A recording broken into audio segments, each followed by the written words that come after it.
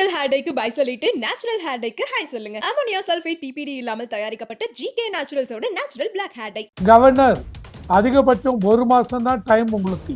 Constitution article 200ல as early as possible போட்டிருக்கான். No then பிரசிடென்ட்டுக்கு இவங்க சொல்றாங்க ஜுடிஷியரி பிரசிடென்ட் உங்களுக்கு 3 மாசம் தான் டைம். இந்த 3 மாசத்துக்குள்ள கவர்னர் கிட்டேருந்து வர பில்லெல்லாம் நீங்க பாஸ் பண்ணி முடிவு எடுக்கணும். பாஸ் பண்ணணும்னு சொல்ல முடிவு எடுத்தாகணும். இவங்க 5 நீதிபதிகள் கூட அடங்கிய பெஞ்சு இவங்க என்ன பண்ணாங்க, ஏப்ரல் 2025 அந்த 2 நீதிபதிகள் உச்ச நீதிமன்ற நீதிபதிகள் கொடுத்த தீர்ப்பை தள்ளுபடி செய்து விட்டார்கள்.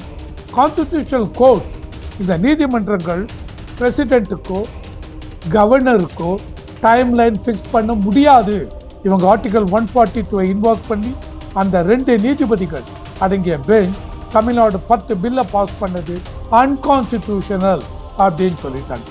பில்லு வந்தால் பில்லை பாஸ் பண்ணலாம், பில்லை நிராகரிக்கலாம், பில்லை திருப்பி அனுப்பலாம், அதையே முடித்து திருப்பி அனுப்பி இல்லை பில்லை ஜனாதிபதிக்கு ரெஃபர் பண்ணலாம். இது ஆர்டிகல் 200 ஆஃப் தி கான்ஸ்டிடியூஷன் கீழே கவர்னருக்கு கொடுத்த பவர். ஆனால் அது கீழே டைம் லைன் கொடுக்கவில்லை. as early as possible the governor should act. Constitutional power கவர்னருக்காகட்டும் ஜனாதிபதிக்காகட்டும் அவங்களுக்கு கான்ஸ்டிடியூஷன் கீழே என்னென்ன பவர் கொடுத்துருக்கோ அந்த பவரை supreme court judge, supreme court ஆகட்டும் எந்த கோர்ட் ஆகட்டும் நீங்க அதை ஓவர் ரைட் பண்ணணும். அதாவது அதை மீற முடியாது.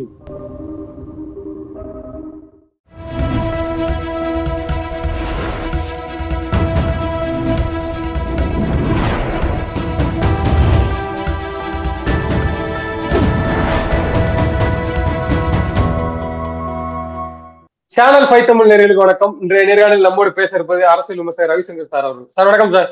வணக்கம். வணக்கம் சார். இந்த உச்ச நீதிமன்ற தீர்ப்பை எப்படி சார் பாக்குறீங்க? ஆளுநருக்கு எதிராக இந்த இது பெண்டிங்ல வைக்க கூடாது அப்படின்னு சொல்லி மாநில முதல்வர்களுக்கு சாதகமா வழங்கப்பட்டதா சொல்லி பேசப்படுறாங்க. அதை எப்படி பாக்குறீங்க? இல்ல முதல்ல ஏப்ரல் மாசம் supreme court article 142 and article 142 கீழே supreme court they have been invested with enormous power. அந்த பவரை யூஸ் பண்ணி அவங்க எங்கெல்லாம் ரொம்ப எமர்ஜென்சி இந்த மாதிரி கேஸில் இதை இந்த இடத்துல கண்டிப்பாக நாங்கள் இன்டர்வீன் பண்ணி ஜட்ஜ்மெண்ட் கொடுக்க வேண்டி இருக்கும் அப்படின்னு சுப்ரீம் கோர்ட் தோன்றதோ அந்த ஆர்டிகல் 142 அவங்க இன்வோக் பண்ணி அவங்க என்ன பண்ணலாம், பவர் கொடுக்கலாம். அந்த மாதிரி ஆர்டிகல் 142 ஒரு 4-5 கேஸில் இது வரைக்கும் பண்ணிருக்காங்க. ரீசெண்டாக பார்த்தீங்கன்னு வச்சுங்க, இந்த வருஷம் ஆரம்பத்தில் சண்டிகர் மேயோரல் எலெக்ஷன், அந்த மேயோரல் எலெக்ஷனில் பிஜேபியை வின் பண்ணாங்க அப்படின்னு சொன்னதில் இல்லை. அந்த சண்டிகர் மேயோரல் எலெக்ஷனில் அந்த ஆஃபீஸர் பிஜேபிக்கு சாதகமாக இது பண்ணாங்கன்னு சொல்லிட்டு அந்த விக்டரியை ஆன்யூவல் பண்ணாங்க, ரிப்பீல் பண்ணாங்க, கேன்சல் பண்ணாங்க ஆர்டிகல் 142 பவரை யூஸ் பண்ணி.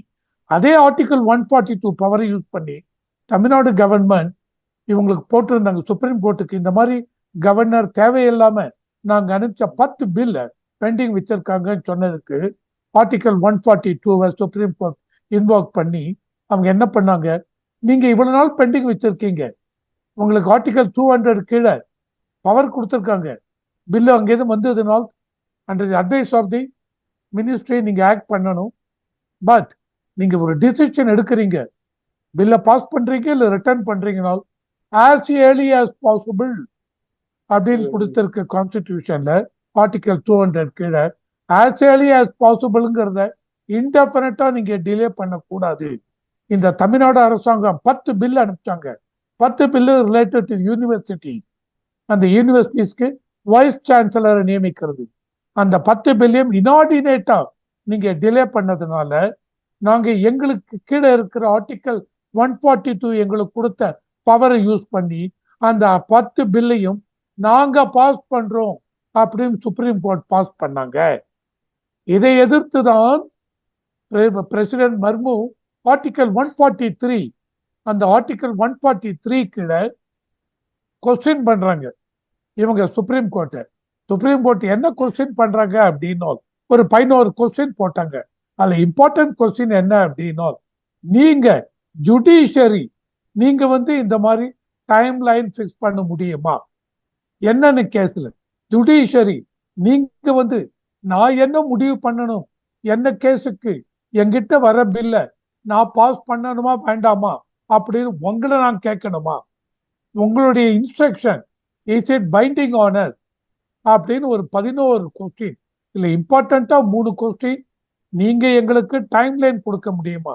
இவங்க ஆர்டிகல் 142 இன்வாக் பண்ணி முன்னாடி சொன்ன மாதிரி 2 ஜட்ஜஸ் பெஞ்ச் ஏப்ரல் மாசமோ மார்ச் மாசமோ 2025 ஏப்ரல் நினைக்கிறேன் தமிழ்நாடு யூனிவர்சிட்டி பில் 10 பில் இப்ப முன்னாடி சொன்ன மாதிரி எல்லாத்தையும் பாஸ் பண்ணாங்க.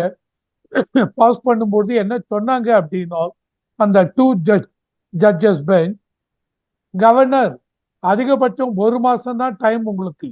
Constitution article 200 as early as possible போட்டிருக்கான். நோ, 1 மாசம் தான் டைம் உங்களுக்கு. அந்த 1 மாசத்துக்குள்ள நீங்க பில்ல பாஸ் பண்ணணும் அப்படின்னு சொன்னாங்க. தென் பிரசிடென்ட்டுக்கு இவங்க சொல்றாங்க ஜுடிஷியரி பிரசிடென்ட் உங்களுக்கு 3 மாசம் தான் டைம். இந்த 3 மாசத்துக்குள்ள கவர்னர் கிட்ட இருந்து வர பில் எல்லாம் நீங்க பாஸ் பண்ணி முடிவு எடுக்கணும். பாஸ் பண்ணணும்னு சொல்ல முடிவு எடுத்தாகணும். அந்த மாதிரி கவர்னர் 1 மாசத்துக்குள்ள முடிவு எடுத்தாகணும் அப்படின்னு சொல்றாங்க. இதான் இவங்க என்ன சொன்னாங்க, இதெல்லாம் கொஸ்டின் பண்ணாங்க. இந்த மாதிரி time line executive governor a constitution position, president highest position, எங்களுக்கு சுப்ரீம் கோர்ட் நீங்க டைம் லைன் பிக்ஸ் பண்ண முடியுமா, உங்களை கேட்டுதான் நாங்க பண்ணணுமா அப்படின்னு இவங்க 11 கொஸ்டின் போட்டிருக்காங்க. உடனே இவங்க என்ன பண்ணாங்க, this has been referred to 5 judges bench supreme court. முதல்ல ஏப்ரல்ல கொடுத்த தீர்ப்பு 2 நீதிபதிகள் அடங்கிய பெஞ்ச் உச்ச நீதிமன்ற பெஞ்ச். இப்போ இத பிரசிடென்ட் 11 கொஸ்டின் கேட்டவுடனே இதை வந்து 5 நீதிபதிகள் அடங்கிய உச்ச நீதிமன்ற பெஞ்சுக்கு இந்த கொஸ்டின் போயிருக்கு. இந்த 5 நீதிபதிகள் யாருன்னு நீங்க பார்த்தீங்கன்னு வச்சுங்க, அதுல வந்து chief justice B.R. Gavai, justice Surya Kant. இந்த ஜஸ்டிஸ் சூரியகாந்த் தான் B.R. கவாய் இப்ப நவம்பர் 24 என்னமோ முடியறது அவர் பதவி. அதுக்கப்புறம் இந்த சூரியகாந்த் தான் உச்ச நீதிமன்ற தலைமை நீதிபதியாக வர்றாரு. அதை தவிர 3வது நீதிபதி விக்ரம் நாத், 4வது P.S. நரசிம்மா அண்ட் 5வது A.S. சந்துர்கார். இவங்க 5 நீதிபதிகள் கூட அடங்கிய பெஞ்சு இவங்க என்ன பண்ணாங்க, ஏப்ரல் 2025 அந்த 2 நீதிபதிகள் உச்ச நீதிமன்ற நீதிபதிகள் கொடுத்த தீர்ப்பை தள்ளுபடி செய்து விட்டார்கள். தட் இஸ் டோட்டலி அன்கான்ஸ்டிடியூஷனல் அப்படின்னு சொல்லிட்டாங்க. என்ன சொல்றாங்க அப்படின்னா, கான்ஸ்டிடியூஷனல் கோர்ட் இந்த நீதிமன்றங்கள் பிரசிடென்ட்டுக்கோ கவர்னருக்கோ டைம் லைன் பிக்ஸ் பண்ண முடியாது அப்படின்னு இந்த 5 நீதிபதிகள் அடங்கிய பெஞ்சு சொல்லிட்டாங்க. அப்போ இவங்க ஆர்டிகல் 142 இன்வாக் பண்ணி அந்த 2 நீதிபதிகள் அடங்கிய பெஞ்ச் தமிழ்நாடு 10 பில்ல பாஸ் பண்ணது அன்கான்ஸ்டிடியூஷனல் அப்படின்னு சொல்லிட்டாங்க. 2வது இந்த மாதிரி இதுல அவங்க என்ன சொல்றாங்க, பிரசிடென்ட் இந்த மாதிரி ஆர்டிகல் 200 அண்ட் ஆர்டிகல் 201 கீழே டைம் பவுண்ட் ஆக்ஷன் இருக்கலாம். ஆனால் அதை யூஸ் பண்ணி at the earliest possible time நீங்க கவர்னர் ஆகட்டும் பிரசிடென்ட் ஆகட்டும் நீங்க பண்ணணும். ஏன்னா இது ஒரு ஃபெடரல் ஸ்ட்ரக்சர், அதாவது ஸ்டேட் அண்ட் சென்டர் இந்த ஃபெடரல் செட்டப்ல 2மே ஒருங்கிணைந்து செயல்பட வேண்டும்.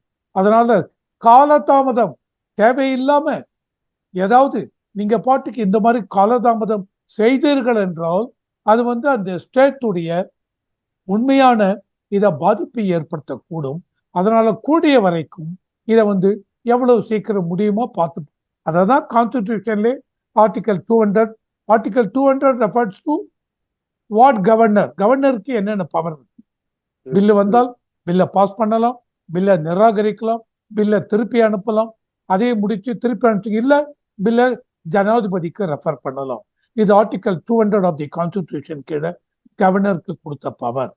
ஆனால் அது கீழே டைம் லைன் கொடுக்கவில்லை. as early as possible the governor should act அப்படின்னு போட்டிருந்தாங்க. ஆர்டிகல் 201 ஆஃப் தி கான்ஸ்டிடியூஷன் அது வந்து பிரசிடென்ட்டுக்கு என்ன சொல்றாங்க அப்படின்னா, பிரசிடென்ட் என்னென்ன மாதிரி பில்லு வந்தால் என்ன பண்ணலாம், பாஸ் பண்ணலாம், ரிட்டர்ன் பண்ணலாம், மணி பில்லா இருந்தால் இவங்க ரிட்டர்ன் பண்ண முடியாது, ரிட்டர்ன் பண்ணலாம் ஆர் கவர்னருக்கே திருப்பி அனுப்பலாம். Article 201 of the constitution. So இப்போ இந்த 5 பெஞ்ச் நீதிபதி அடங்கிய பெஞ்சு, அந்த 2 நீதிபதிகள் அடங்கிய பெஞ்ச் இதை கான்ஸ்டிடியூஷன் கம்ப்ளீட்டா இது பண்ணிட்டாங்க.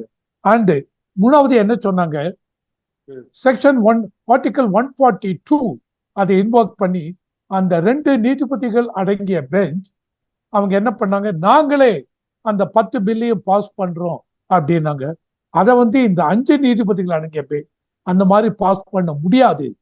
ஆர்டிகல் 142 எடுத்து நீங்க உங்க இஷ்டத்துக்கு அந்த பண்ண முடியாது, அதுவே அன்கான்ஸ்டிடியூஷனல். அந்த 10 நீதிபதி பில் அப்ப இந்த 2 நீதிபதிகள் அடங்கிய பெஞ்ச் பாஸ் பண்ணது தவறு அப்படின்னு அதையும் சொல்லிட்டாங்க.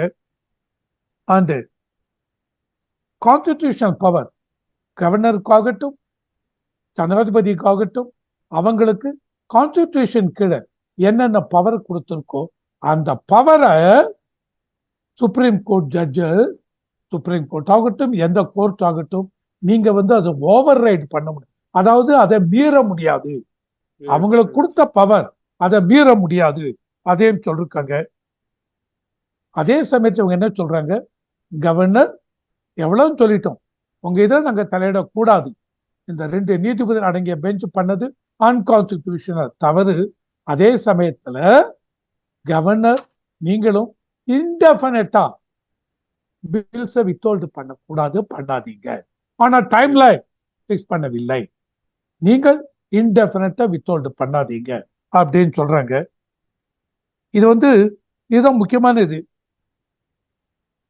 Constitutional court cannot question the governor's actor. Constitutional court governor ஆகட்டும் ஜனாதிபதி ஆகட்டும் அவங்களுடைய செயல்களை இவங்க கொஸ்டின் பண்ண முடியாது அப்படின்னு சொல்றாங்க. அண்டு கவர்னர் அவருக்கு எல்லா பவரும் இருக்கு, அந்த பவரை பில்லை ரிட்டர்ன் பண்ணலாம், அவர் இந்த பில்லை பிரசிடென்ட் கன்சிடரேஷனுக்காக திருப்பி அனுப்பலாம். ஆனால் எல்லாமே ஒரு டைம் லிமிட்டுக்குள்ள பண்ணணும் அப்படின்னு சொல்லிருக்காங்க. ஸோ இவ்வளவு நீட்டா சொல்லி ஃபைனலா என்ன சொல்றாங்க, 2 நீதிபதிகள் அடங்கிய பெஞ்ச் அவங்க பாஸ் பண்ண இதை தப்புன்னு சொல்லிட்டாங்க, அன்கான்ஸ்டிடியூஷன் சொல்லியாச்சு. Governor president they got the power, அந்த பவருக்குள்ள உச்ச நீதிமன்றம் தலையிட முடியாது. அதனால நீங்க ஆனா ஃபெடரல் ஸ்டேட் அண்ட் சென்டர் அந்த ஃபெடரல் செட்டப்பை கருத்தில் கொண்டு செயல்பட வேண்டும் அப்படின்னு சொல்லியிருக்காங்க. நிச்சயமா சார். இப்ப நீங்க சொன்ன மாதிரி குடியரசுத் தலைவருக்கும் கவர்னருக்கும் அவங்களுக்கும் தனிப்பட்ட ஒவ்வொரு அதிகாரங்கள் இருக்கு. அதுல உச்ச நீதிமன்றம் தலையிட முடியாதுன்னு சொல்லியிருக்காங்க. 10 கோரிக்கைகளை வச்ச குடியரசுத் தலைவர் வச்சு கொடுத்தது இந்த தீர்ப்பை நம்ம எப்படி பாக்குறோம்? ஏன்னா குடியரசுத் தலைவருக்குன்னு தனியா ஒரு அதிகாரம் இல்ல, அவங்க கட்டுப்பட்டு அதிகாரத்துக்கு கட்டுப்பட்டு ஒரு சில ரூல்ஸ் உண்டு, அதை தானே அவங்க செஞ்சிருக்காங்க. ஆமா, அதான் அவங்க செஞ்சிருக்காங்க. அததான் இவங்க என்ன பண்ணாங்க, அந்த 2 நீதிபதிகள் அடங்கிய பெஞ்ச் என்ன பண்ணாங்க, பிரசிடென்ட்டுக்கு டைம் லிமிட் பிக்ஸ் பண்ணாங்க. 3 மாசத்துக்குள்ள நீங்க பண்ணணும்ட்டு, கவர்னர் 1 மாசத்துக்குள்ள நீங்க முடிவெடுக்க வேண்டும். அதை தான் இவங்க என்ன பண்ணாங்க, central government president they got the power under article 143 of the constitution. அப்போ ஒரு 11 கொஸ்டின் போட்டாங்க. என்கிட்ட அந்த டீட்டெயில் 11 கொஸ்டின் இப்ப எடுத்து வைத்துக் கொள்ளவில்லை. அதனுடைய சாராம்சத்தை, அந்த சாராம்சம் என்ன, முக்கியமான சாராம்சம் என்னன்னா, பிரசிடென்ட் எனக்கு இவ்வளவு பவர் இருக்கு, கவர்னர் பவர் இருக்கு, இந்த பவருக்கு கீழே கான்ஸ்டிடியூஷன் கொடுத்த பவர், இந்த பவரை சுப்ரீம் கோர்ட் நீங்க ஓவர் ரைடு பண்ணலாமா, நீங்க ஆர்டிகல் 142 கீழே ஒரு இதை யூஸ் பண்ணி நீங்க பாட்டுக்கு கொண்டு வரலாமா. ரெண்டாவது, நான் இப்போ உங்களுக்கு ஆர்டிகல் 143 இன்வால்வ் பண்ணி இந்த 11 கொஸ்டின் கேட்கிறேன். இந்த 11 கொஸ்டினுக்கும் நீங்க கிளாரிபிகேஷன் நான் கேட்கிறேன், கொஸ்டின் கேட்கிறேன். நீங்க உடனே என்ன பண்றீங்க, எனக்கு பதில் கொடுக்குறீங்கன்னு வச்சுங்க. அந்த பதில் it is not binding on me. Article 143 கீழே ஜனாதிபதி என்ன கொஸ்டின் நீதி இவங்களை கேட்கிறாங்களோ, இப்படி பண்ணலாமா பண்ணக்கூடாதா, உங்களுடைய லீகல் ஒப்பீனியன் என்ன அப்படின்னு ஆர்டிகல் 143 இன்வால்வ் பண்ணி ஜனாதிபதி கேட்பார். அப்போ சுப்ரீம் கோர்ட் அவங்களுடைய லீகல் ஒப்பீனியனை சொல்லுவாங்க. அந்த ஒப்பீனியனை சொல்லும் பொழுது, ஒப்பீனியன் கேட்டீங்க, நாங்க ஒப்பீனியன் சொல்லிட்டோம், so it is binding on you அப்படின்னு சுப்ரீம் கோர்ட் சொல்ல முடியாது. உங்ககிட்ட ஒப்பீனியன் கேட்டு நீ ஒப்பீனியன் கொடுத்துட்ட, அதோட சுப்ரீம் கோர்ட் ஜாப் முடிந்து விட்டது. நீங்க கொடுக்கிற உங்கள் கருத்தை மனதில் கொண்டு நான் கண்டிப்பாக செயல்பட வேண்டிய அவசியம் கிடையாது. இதுதான் ஆர்டிகல் 143. ஸோ இவங்க கொஸ்டின் கேட்டாங்க. கொஸ்டின் கேட்டதுக்கு அப்புறம் உடனே இவங்க சுப்ரீம் கோர்ட் 5 நீதிபதிகள் அடங்கிய பெஞ்சை இது பண்ணாங்க. பண்ணிட்டு பிரசிடென்ட் மர்மு கேட்ட 11 கொஸ்டினையும் இது பண்ணாங்க. மெயினா முன்னாடி நான் சொன்ன மாதிரி சாராம்சம், எங்களுடைய பவர் இது இருக்கு, கான்ஸ்டிடியூஷன், இதை நீங்க தலையிடலாமா, இதுக்கு நீங்க தடை, இது டைம்லைன் எங்களுக்கு கொடுக்கலாமா, அந்த 3வது கொஸ்டின் இவ்வளவு கேட்டுட்டு இதுக்கு நீங்க பதில் சொல்லுங்க கேட்ட உடனே அதுக்குதான் இவங்க சொன்னாங்க, இல்லை சுப்ரீம் கோர்ட் தலையிட முடியாது. அந்த 2 நீதிபதிகள் அடங்கிய பெஞ்ச் ஆர்டிகல் 142 இன்வாக் பண்ணி அவங்க செய்தது தவறு, it is unconstitutional. Supreme court எக்காரணத்தை கொண்டும் எக்ஸிகியூட்டிவ், ஜுடிஷியரி இதெல்லாம் பவர் தனித்தனி பவர், ஒண்ணுக்கு ஒண்ணு முரண்பாடு பண்ணக்கூடாது. நீ என்னுடைய இதுல supreme court it has got a limit, அந்த லிமிட்டை தாண்டி வரக்கூடாது. அதை இன்று 5 நீதிபதிகள் அடங்கிய பெஞ்ச் ஊர்ஜிதப்படுத்தி இருக்கிறது. என்ன ஊர்ஜிதப்படுத்தி இருக்கிறது? முன்னாடி 2 நீதிபதிகள் அடங்கிய பெஞ்ச் கவர்னர் 1 மாசம் டைம் கொடுத்தாங்க, ஜனாதிபதிக்கு 3 மாசம் டைம், எல்லாமே ரூல்ட் அவுட். அதெல்லாம் பண்ண முடியாது, உங்களுக்கு நாங்க டைம் கொடுக்க முடியாது, நீங்க பாட்டுக்கு பண்ணுங்க, ஆனால் இன்டெஃபினிட்டா டிலே பண்ணாதீங்க, எல்லாத்தையும் கருத்தில் கொண்டு செயல்பட வேண்டும் அப்படின்னு ஒரு அட்வைஸ் கொடுத்துருக்காங்க. சோ அந்த 10 பில்ல பாஸ் பண்ணாங்க. தமிழ்நாடு பில்ல செக்ஷன் ஆர்டிகல் 142 அவங்களுக்கு சுப்ரீம் கோர்ட் கொடுத்த பவரை யூஸ் பண்ணி அதையும் இந்த 5 நீதிபதிகள் அடங்கிய பெஞ்ச் சொல்லிட்டாங்க, தட் இஸ் அன்கான்ஸ்டிடியூஷனல் சொல்லிட்டாங்க. சோ அப்ப தமிழ்நாடு அவங்க முன்னாடி இவங்க பாஸ் பண்ணாங்களே அந்த பவரை வச்சுட்டு 10 யூனிவர்சிட்டிக்கும் இவங்க பாட்டுக்கு சிஎம் வைஸ் சான்சலர் நியமிக்க முடியுமா? நியமிக்க முடியாது. நிச்சயமா சார். தொடர்ந்து தங்களது கருத்துக்களை பயந்தமைக்கு நன்றி சார். தேங்க்யூ, நன்றி.